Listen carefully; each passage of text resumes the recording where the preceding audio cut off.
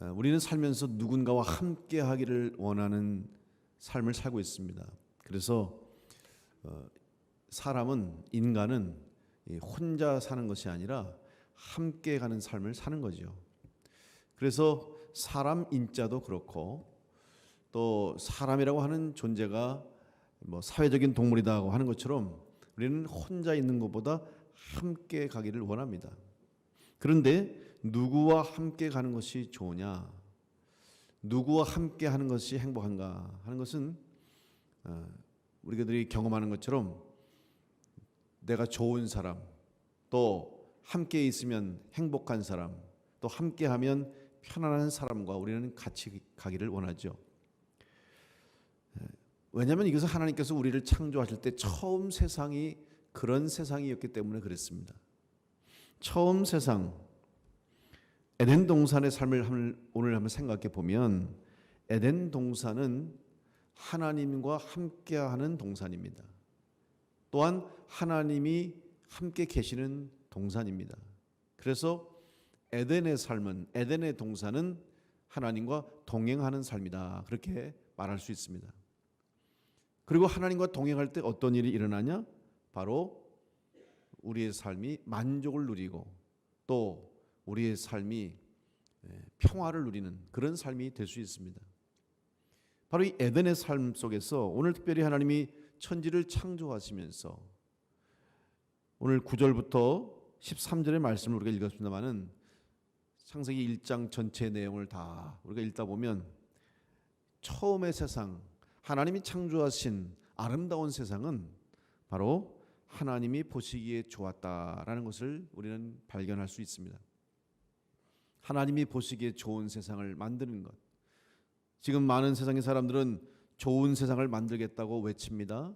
각 나라마다 또 각 지도자들마다 정치 지도자들이나 대통령이나 또 나라를 이끌어가는 모든 리더들이 자기 국민들에게, 백성들에게 외치는 구호가 있어요. 좋은 세상을 만들어 보겠다는 거죠. 더 나은 세상을 만들어 보겠다는 거죠. 그래서 사람들은 그 지도자의 말을 믿고 따르는 거예요. 지금 우리나라가 내년도 대선을 앞두고 이제 많은 대선 후보자들, 대통령 선거에 나온 후보자들이 지금 열심히 자기의 앞으로의 정책 혹은 대통령으로서의 자격에 대해서 이야기하는데 그 이런 선거 때 보면 항상 조사를 하죠. 그래서 만약에 이 사람이 대통령이 될 경우는 어떠할 것인가, 또 이 사람이 대통령이 될 사람이라고 하는, 그래서 항상 이 조사를 많이 합니다.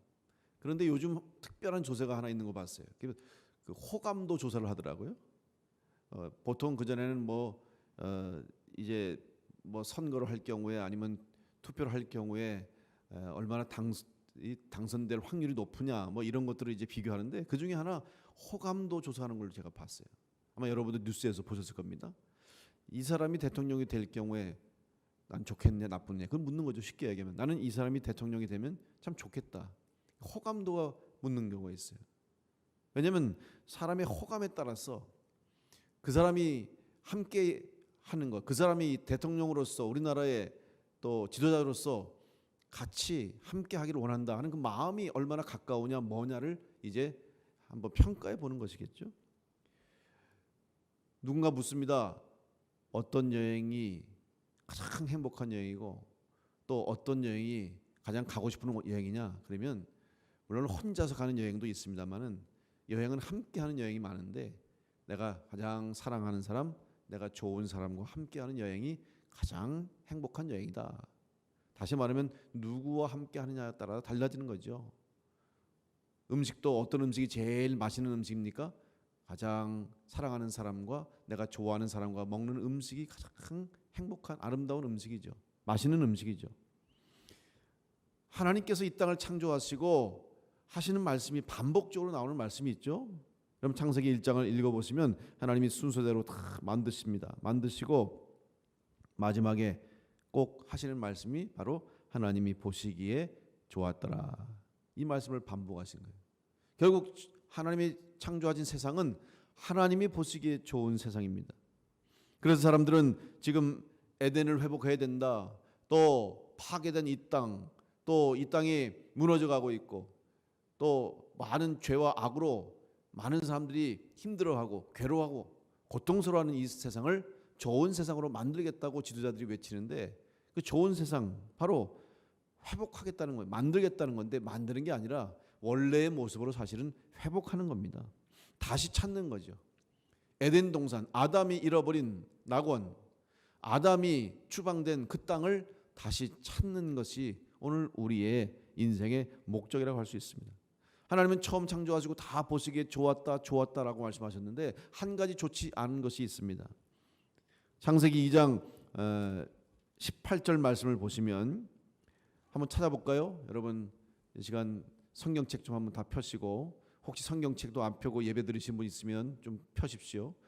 좀 PPT로 다 그냥 준비하니까 편안하게 핸드폰 딱 하나 들고 예배 드리는데 그러지 마시고 찬송 성경을 딱 펴시고 자 창세기 한번 2장 18절 한번 찾아보세요.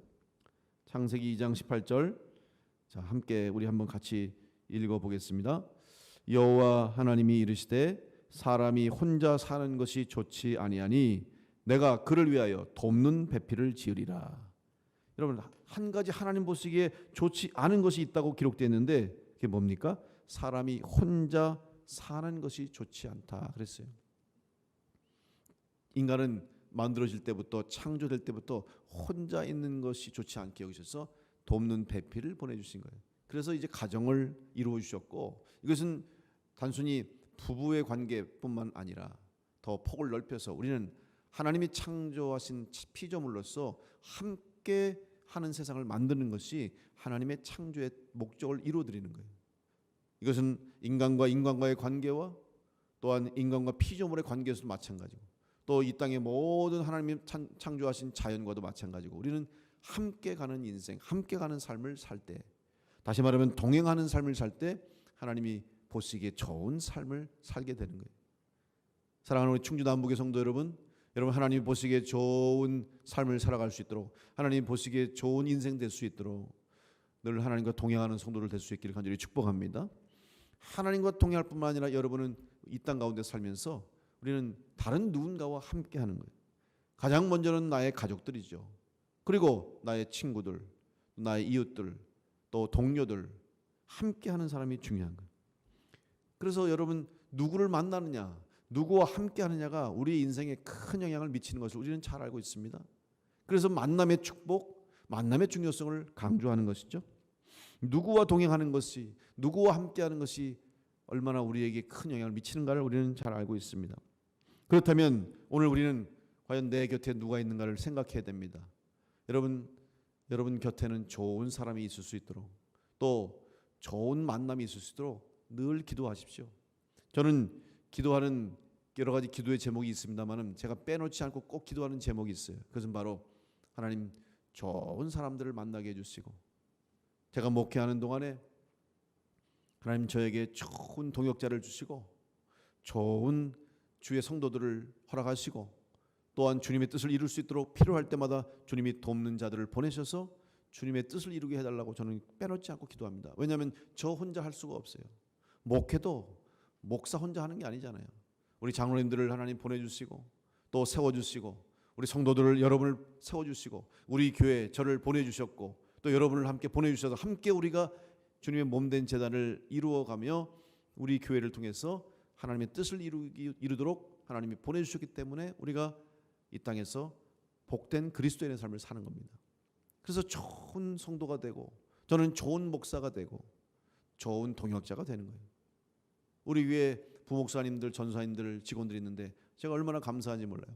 주님의 일에 잘 협력하고 저를 도와서 기쁨으로 늘 충성하는 우리 목사님들 참 또 전사님들 제가 늘 감사하게 생각합니다.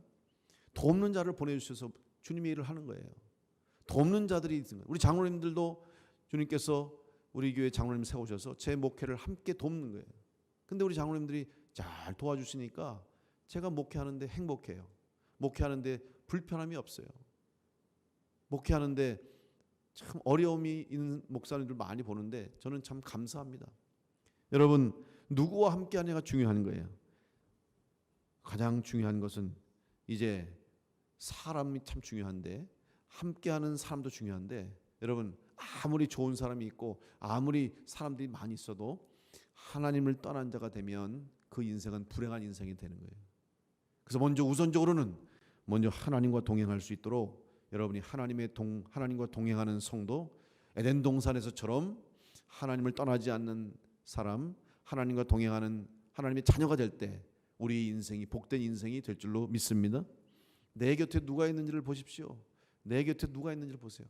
혹시 한번 여러분 지금 집에서 같이 가족들하고 예배드릴 분이 있으면 우리 가족들 보면서 함께 있어줘서 고맙습니다. 한번 고백해 보세요. 혼자 계신 분들은 절 보고 한번 해보세요. 저도 여러분에게 고백하겠습니다. 우리 함께 다 함께 있어줘서 고맙습니다. 한번 인사해 보세요. 우리 목사님들도 옆에서 한번 해보세요. 여기 우리 목사님도 계신데 또 우리 윤익은 장로님도 여기 찬송 때문에 오셨는데 함께 있어서 고맙습니다. 여러분 함께 있어주는 것이 행복이에요. 함께 있어주는 게 축복 아닙니까? 특별히 우리 인생 가운데 가장 힘들고 어려울 때마다 함께 있어주는 사람 누군가를 한번 생각해 봐야 되는 거예요. 하나님과 동행하는 것이 우리에게 큰 복입니다. 그런데 그 하나님은 어떤 하나님이냐? 말씀대로 이루시는 하나님과 동행하는 것이 복이에요. 여러분 하나님이 어떤 분인지를 안다면 그 하나님과 내가 함께하는 것이 얼마나 큰 축복임을 우리는 깨닫게 됩니다. 그 하나님은 어떤 하나님이냐? 하나님의 말씀대로 이루시는 하나님인 줄로 믿습니다. 그 하나님이 나와 함께 하신다고 약속하셨어요. 또 내가 그 하나님과 동행한다고 하는 사실은 이것이 얼마나 큰 은혜요 축복인지 알 수가 없습니다.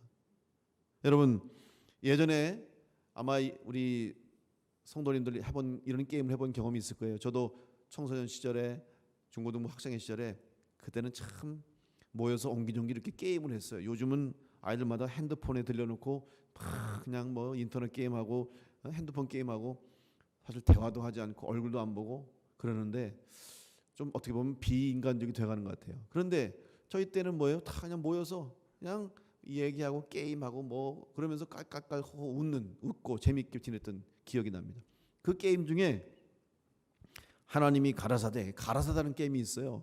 그것은 이제 그 당시에 성경 번역을 개역 성경에서는 가라사다라고 했거든요. 근데 지금은 하나님이 이르시되 이렇게 번역했습니다만은 결국 하나님이 말씀하신다는 뜻입니다. 그래서 사회자가 뭐 가라사대 해가지고 가라사대라는 말이 들어가면 그대로 하는 거예요.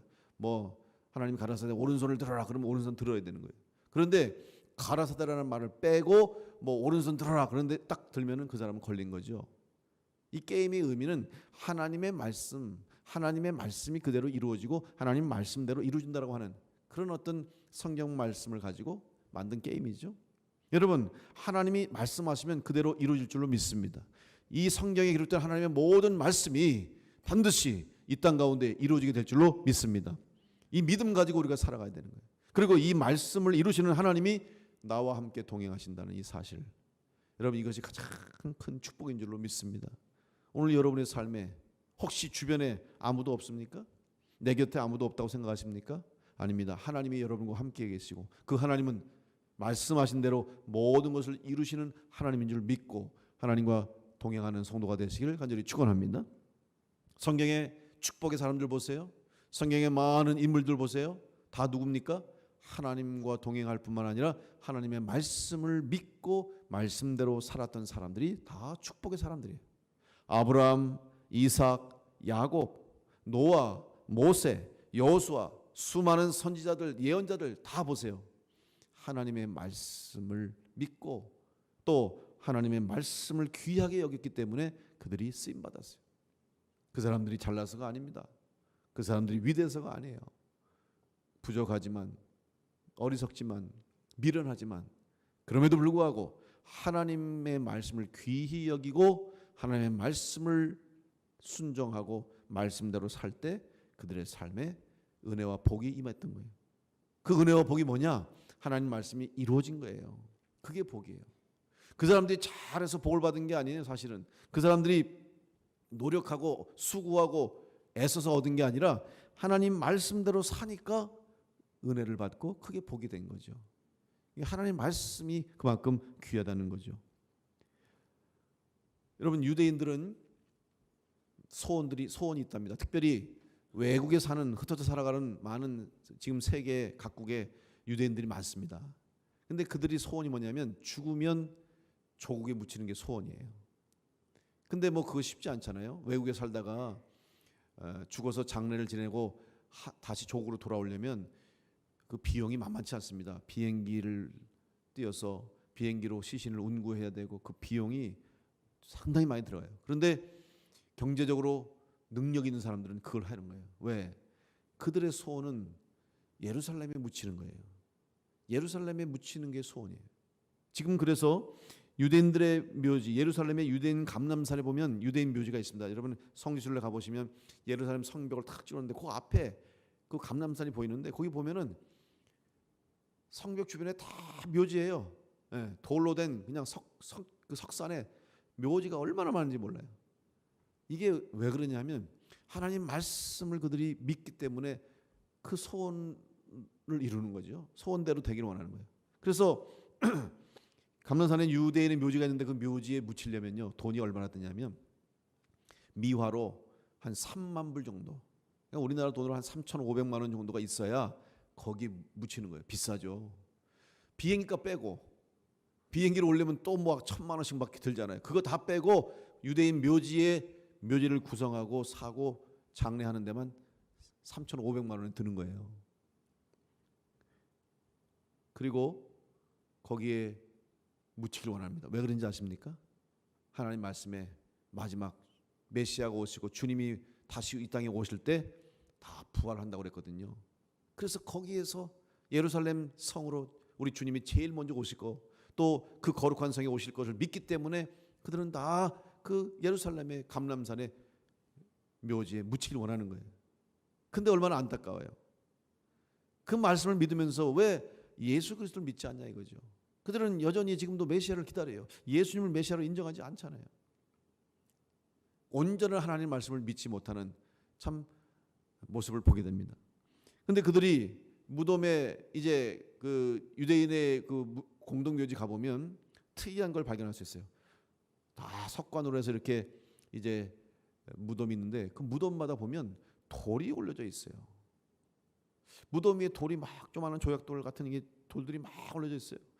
그럼 참 보기가 흉해요. 그죠? 여러분 우리나라는 봉분을 잔디로 예쁘게 해놓든지 아니면 석실이나 석관으로 딱 해놓고 깔끔하게 조경도 하고 정리해서 아주 보기 좋게 만들잖아요.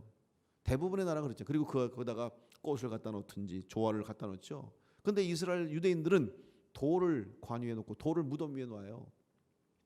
의미가 뭔지 아십니까?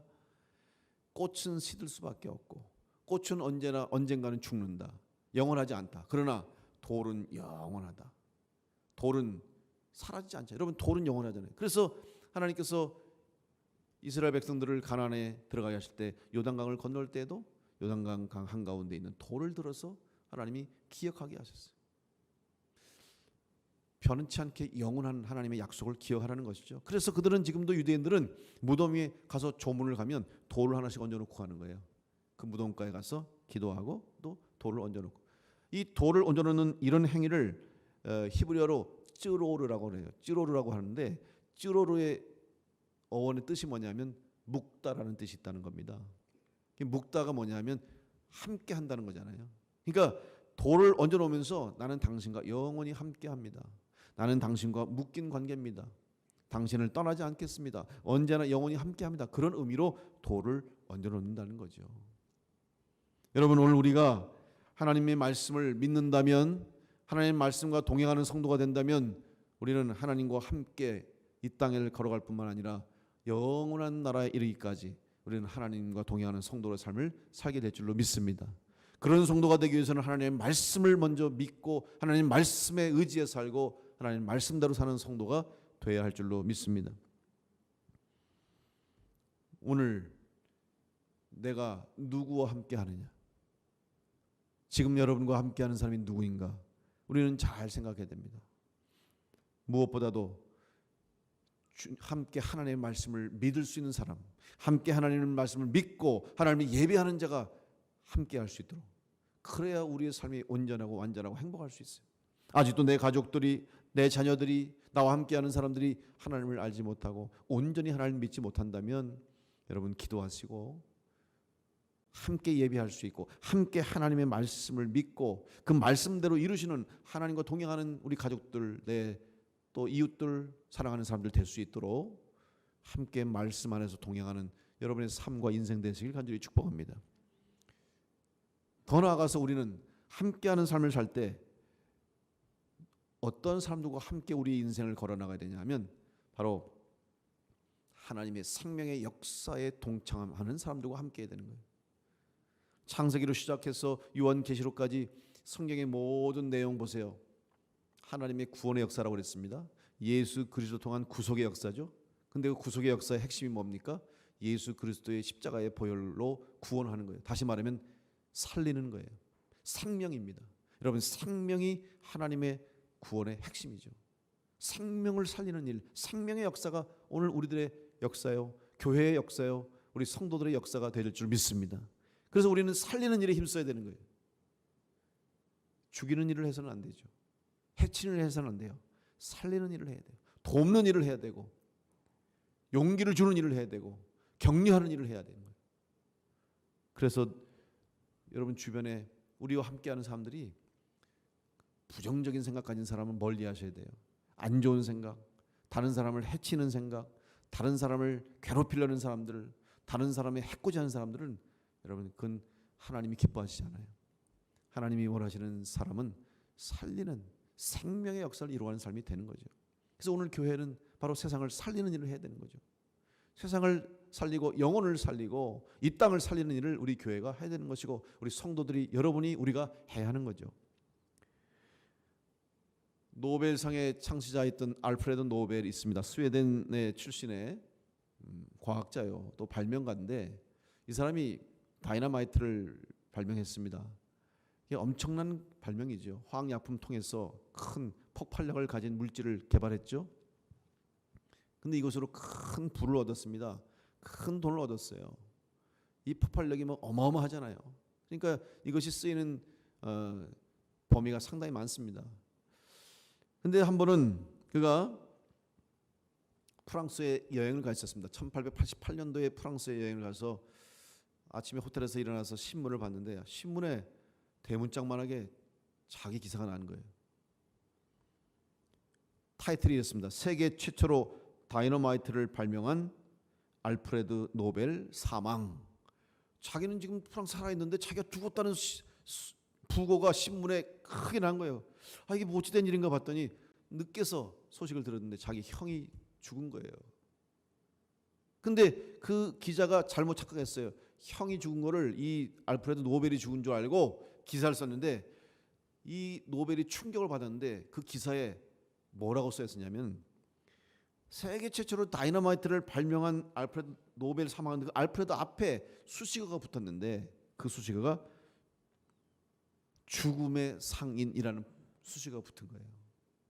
그러니까 다이너마이트를 개발해서 유익을 준 것이 아니라 이 다이너마이트 때문에 사람들이 죽을 수 있고 전쟁에 쓰여지고 있고 이러니까 죽음의 상인, 다시 말하면 죽음을 다른 사람을 해치고 죽게 하는 죽음을 만들어 파는 상인인 바로 노벨이 죽었다라고 쓴 것을 보면서 충격을 받은 거예요. 야, 내가 다이너마이트를 발명했는데 결국 나에 대한 평가, 내가 죽고 나면 사람들이 다이너마이트 죽음을 만들어낸 죽음의 상인이라고 하느냐? 여기에 충격을 받았어요. 그때부터 그의 생각이 바뀌기 시작합니다. 결국 그는 자기가 죽기 전에 자기의 재산의 96%, 94% 이런 거의 전 재산을 국가에 헌납하고 기증하고 그것을 통해서 노벨상을 만들기 시작한 거예요. 그래서 각 분야별로 세계의 모든 인류를 위해서 중요한 공헌을 하고 업적을 남긴 사람들을 이제 위해서 상금을 주기 위해 어마어마한 재산을 그가 유산으로 기증했어요. 왜냐? 이것으로 인해서 죽음을 파는 일이 돼서는 안 되겠다. 내가 죽음을 만들어내는 일이 돼서는 안 되겠다. 비록 이 다이너마이트 때문에 지금도 무기가 쓰여지고 있고 전쟁에 쓰여지고 있고 사람을 다치는 일이 생길 수 있지만 그래도 이것을 통해서 최대한으로 선한 일에 쓰이고 싶다. 유용한 일에 쓰고 싶다라고 하는 발명자의 마음을 담아서 그가 노벨상을 만들었다고 하는 것입니다. 여러분, 오늘 우리는 누구와 함께 하느냐, 또 어떤 일을 하느냐가 중요한 거예요. 누구와 함께 한다고 하는 것은 내가 어떤 일을 하느냐와 연결되기 때문에 여러분, 누구와 함께 하는 것이 상당히 중요합니다. 제가 예전에 그런 예화 드린 적도 있죠. 미국에 이민 가서 살면 그런 재밌는 얘기 있어요. 그 사람이 미국 이민 와서 어떤 일을 하느냐는 언제 결정되냐 하면 미국 공항에 내릴 때 자기를 마중 나온 사람이 누구냐에 따라서 그 사람의 직업이 결정된대요. 왜냐하면 미국에 오면 아무리 뭐 한국에서 대학 교수를 했든지 뭐 사업을 했든지 아무 상관없어요. 오면은 말도 못하고 아무것도 못하니까 허드렛 일부터 하는 게 그 당시 이민 초기 서해의 일이었어요. 그래서 대부분 한국 사람들이 허드렛 일을 처음 했어요. 근데 뭔 일을 많이 했냐면 가드너, 정원에서 막 풀 깎아주는 거, 아니면 수영장 청소하는 거, 뭐 이런 것들, 페인트 칠하는 거, 좀 굳은 일이죠. 이런 걸 하는데 자기를 비행기에 마중 나온 사람이 수영장 청소하면 그 사람은 처음부터 수영장 청소하는 거예요. 근데 나를 마중 나온 사람이 가드너다. 그러면 또 가드너 시작. 왜냐하면 소개해주고 자연스럽게 그걸로 이끌어 가니까 그렇게 된다는 소리죠. 누구와 함께하느냐가 중요한 거예요. 여러분은 다른 사람에게 어떤 사람이 될 수 있습니까? 살리는 일에 쓰임 받고 또 하나님과 동행하는 사람이 되어서 다른 누군가에게도 그 하나님을 만남으로 연결시켜 주셔서 그 사람의 영혼을 살리고 그 사람의 삶을 바꿔주는, 그 사람의 인생을 구원하는 구원자가 될 수 있도록 축복의 통로가 되시고 하나님의 동행하심의 은혜를 함께 나누는 자들이 되어서 하나님이 기뻐하시는 삶, 하나님이 창조하신 아름다운 삶, 보시기에 좋은 세상을 만들어가는 우리 복된 성도들 되시길 간절히 축복합니다.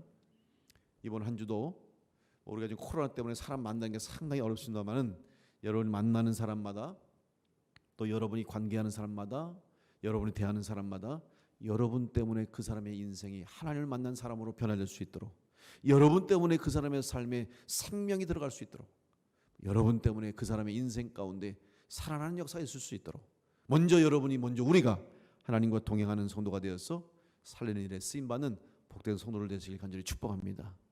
내 곁에 누가 있는가?